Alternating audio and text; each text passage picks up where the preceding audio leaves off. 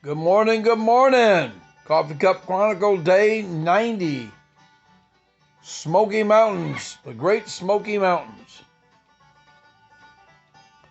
How y'all doing this morning, folks? And yeah, I've drank a little bit of coffee already, although it's early. It's 5:45. Clyde's up. Jekyll, my rooster's out there crowing already. Come on a little closer. Let's talk this morning about the Great Smoky Mountain National Park. You know, of all the national parks, it's the only one in the country that is free to us. There's no charge to go into the park. It is an 8-hour drive within a third of the population of the United States. If you haven't experienced the Great Smoky Mountain National Park, you need to go down and enjoy. So, first time I went down, I believe, was like 1990 or 91. And that's where this cup is from. You know, the other great thing about going through the coffee cups, I found out I have 2 cups of several places. Great Smoky Mountains is one of them. So I'll tell you about this cup. So the way it lines up is you've got North Carolina and you got Tennessee. Okay? And in the middle is the Great Smoky Mountain National Park.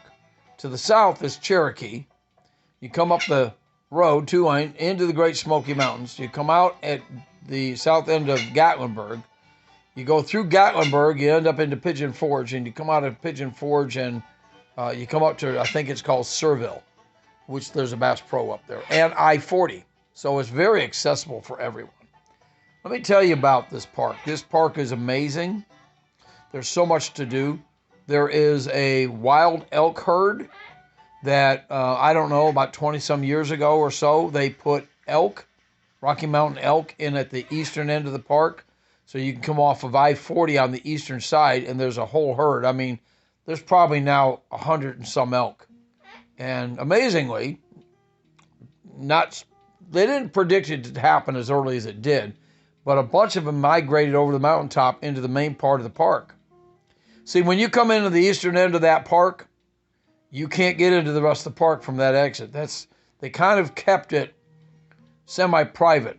You can get there. It's a stone road all the way in, and it's about a 15-mile road in. But once you get there, I've got to tell you, beautiful. You go October, November, you get to listen to the elk bugle. I mean, I've got some fantastic pictures of elk close up. But anyway, the main part of the park, there's a place called Clayman's Dome, and that's right at the highest point in the park. And if you park in the parking lot and you can walk on the pavement, hello, Clyde, good morning. Every morning. Say good morning. Hey, say good morning, everybody. Okay, go up there.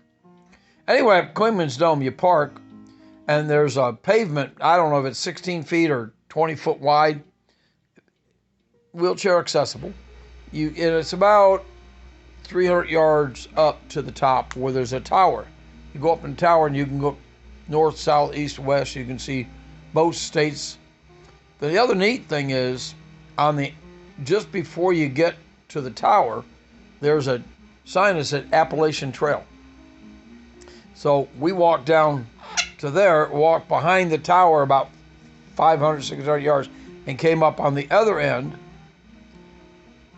There's a dirt path coming up. So we can claim that we walked the Appalachian Trail. Now listen, I would have loved to walk the whole trail. I would have loved to walk any part of it, camp overnight. But my wife thought that was a crazy idea, and we never got a chance to do it. I'm going to put Clyde in this picture. Hey, Clyde. Clyde wasn't with us then. Anyway, yeah, I would have loved to done that. In fact, for a while, I was going to take my dog Micah and go and spend 2 or 3 days walking the trail. I could never find somebody I was going to park at one end and then have somebody transport me to the other entrance area. And there's several places. This trail goes from Georgia all the way up to Maine. There's people who walk that whole thing. Some of them do it in 1 year. Well, I've gotten to the point where I can't walk that far anymore. Anyway, other thing is, just outside the park is Gatlinburg, very famous. They got a ski resort there. Got to ski with my niece, Casey, back, oh gosh, I don't know what year it was. But I hadn't skied in 10 years.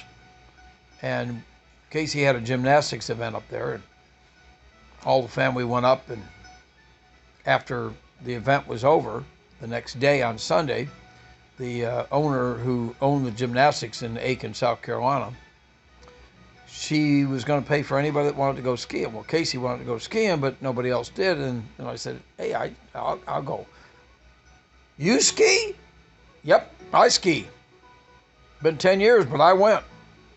I haven't ever skied with my kids. My daughter Jen skis, and I think the kids do too. And I know my son Rick and Sharon and Charlotte and Liam all snowboard. So hey, if y'all watching, let's do this next winter. Getting late in life isn't going to keep happening. Got to do stuff. Folks, get out there and enjoy this park. Get out there and do things. Do it with your kids, your grandkids. Do it with a friend. Do it with, it doesn't have to be going, the neat thing about this park is you can stay in your vehicle the entire time and see all kinds of wildlife, all kinds of scenery. You can see the mountains. When you get up to Clayman's Dome, there's some fantastic pull-offs.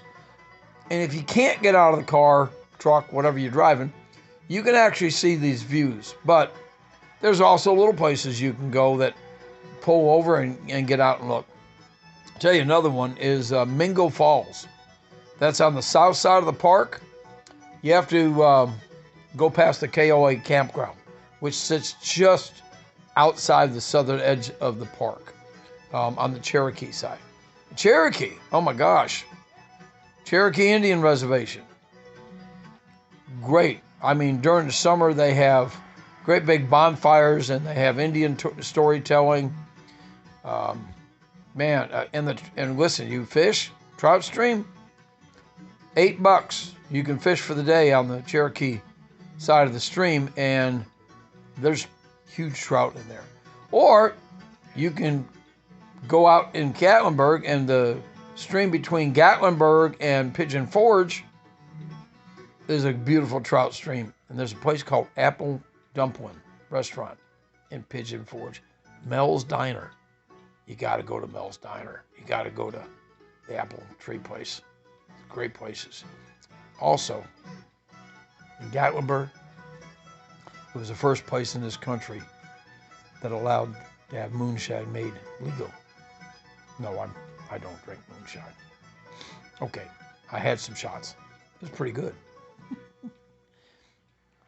That's what's wrong with you, Don. I'm trying to see the time down here. Oh, we're at 8.5 minutes. I got to end this up. Look, they're clapping for my finishing. Day number 90, Coffee Cup Chronicles. Y'all have a great day.